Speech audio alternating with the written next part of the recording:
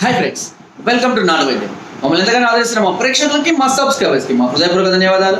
మీరు ఎలాంటి సమస్యలతో బాధపడుతున్నా, ఎలాంటి వ్యాధులకు గురైనా మాకు కామెంట్ ద్వారా తెలియజేయండి. తప్పకుండా చక్కగా చిట్కాలు ఇస్తాం. మీ సమస్య తీవ్రమైనది అయితే మా కాంటాక్ట్ నెంబర్ 8328561975 లేదా 9703774744 కాల్ చేసి మా యొక్క అమూల్యమైన సలహాలని, సూచనలు కూడా మీరు పొందవచ్చు. సో ఫ్రెండ్స్, ఈరోజు మనం చాలా మంది కూడా శరీరంలో అధిక వేడితో బాధపడుతుంటారు. చాలా మంది వేడి శరీరతత్వం కలిగి ఉంటుంది. ఈ అధిక వేడి వల్ల చాలా మందికి అనేక రకాలైన ఇబ్బందులు కూడా కలుగుతూ ఉంటాయి. ముఖ్యంగా మౌత్ క్యాన్సర్ అంటే నోట్లో వైట్ కురుపులుగా రావడం కానివ్వండి, కళ్ళ మంటలు కానివ్వండి, కాళ్ళు చేతులు లాగుతున్నట్టుగా ఉండడం కానివ్వండి, కాళ్ళ పగుళ్ళు కానివ్వండి, అంతేకాకుండా శీఘ్రస్ఖలనం, అదేవిధంగా చాలా మందిలో కూడా అంగస్తంభన సమస్యలు, వీర్యం పలచగా అయిపోవడం, వీరకణాల సంఖ్య తగ్గిపోవడం, వీర్యం నీరులా కారిపోతూ ఉండడం, ఇలా అంతేకాకుండా శుద్ధకట్టు అంటే మూత్రం ద్వారా కూడా వీర్యం పోయే అవకాశాలు అనేవి ఉంటాయి. ఈ శరీరంలో అధిక వేడి వల్ల చాలా మందికి హెయిర్ ఫాల్ కూడా అవుతూ ఉంటుంది.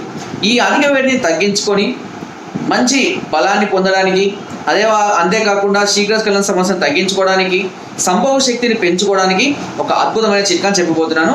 ఈ చిట్కాకు చాలా మంది కూడా నేను చెప్పడం జరిగింది, చాలా మంచి రిజల్ట్ కూడా పొందడం జరిగింది చాలా మంది. సో అందులో భాగంగా ఆ చిట్కా ఏంటి అంటే, దీనికి కావాల్సిందల్లా కేవలం బార్లీ గింజలు.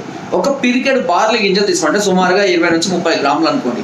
ఈ బార్లీ గింజల్ని తీసుకొని ఒక 1 లీటర్ వాటర్లో వేసి బాగా మరగనివ్వండి.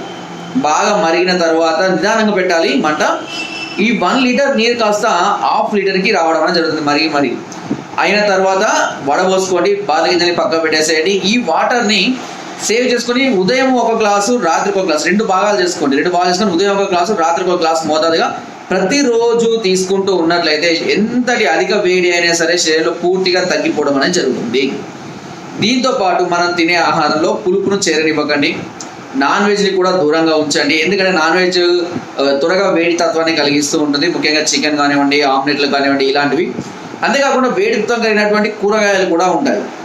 కాకరకాయ, అదేవిధంగా కొంతమందికి వంకాయను ఆలుగడ్డ పడదు, అలాంటి వారు వాటిని దూరంగా ఉంచాలి. ఇంకా చెప్పాలంటే చింతపులుపు కూడా ఏది తాకనివ్వకూడదు. కొన్ని పులుసులతో తింటూ ఉంటారు, చామగడ్డ కానీ, ఇలాంటివన్నీ కూడా పూర్తిగా మానివేయాల్సి ఉంటుంది.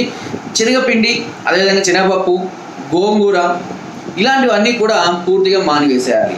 సో చలవ కలిగించేటటువంటి అంటే నీరు, కొబ్బరి నీరు, సబ్జా నీళ్ళు, నిమ్మరసం, ఇలాంటివి ఎక్కువగా తీసుకుంటూ ఉండాలి. దీనివల్ల ఈ సమస్య నుంచి చాలా త్వరగా మీరు బయటపడతారు. మంచి బలాన్ని కూడా తిరిగి మళ్ళీ పొందడం జరుగుతుంది. సో ఫ్రెండ్స్, ఈ వేడి సమస్యతో కనుక మీరు బాధపడుతున్నా లేదా మరే ఇతర సమస్యలతో మీరు బాధపడుతున్నా వెంటనే మాకు కాల్ చేయొచ్చు. పైన స్క్రోల్ నెంబర్స్కి ఫోన్ ద్వారా కానివ్వండి, వాట్సాప్ ద్వారా కూడా మీ సమస్యను మాకు తెలియజేసి ఈ సమస్యల నుండి ఎలాంటి సమస్య అయినా సరే దీనికి మంచి చిట్కాలు కానివ్వండి, సజెషన్స్ కానివ్వండి, మెడిసిన్స్ కానీ అన్నీ కూడా మేము అందించడం అనేది జరుగుతుంది. సో ఒకవేళ నేరుగా మమ్మల్ని సంప్రదించాలనుకుంటే కింద డిస్క్రిప్షన్లో మా అడ్రస్ కూడా ఉంటుంది, నేరుగా కూడా మమ్మల్ని సంప్రదించవచ్చు. సో ఫ్రెండ్స్, నా వీడియో కనుక మీకు నచ్చినట్లయితే ఒక లైక్, ఒక షేర్ చేయండి.